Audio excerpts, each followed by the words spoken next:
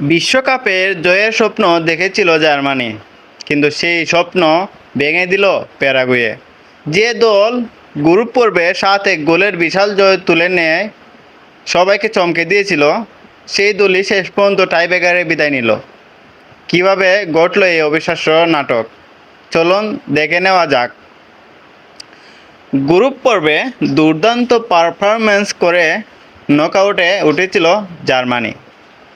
এক ম্যাচে 7-1 গোলের বিশাল জয় পাওয়ার পর অনেকে ফুটবল বিশ্লেষক ও সমর্থক মনে করেছিলেন এবারে বিশ্বকাপই জার্মানি হতে পারে অন্যতম বড় দাবিদার। কিন্তু নকআউট ফুটবলে একটি ভুলই সব কিছু বদলে দিতে পারে।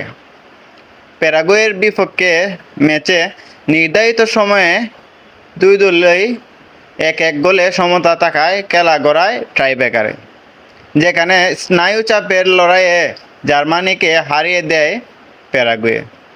শেষ পর্যন্ত টাইব্রেকারে 4-3 ব্যবধানে জিতে বিশ্বকাপের পরবর্তী রাউন্ড নিশ্চিত করে প্যারাগুয়ে, আর বিশ্বকাপ থেকে বিদায় নিতে হয় জার্মানিকে।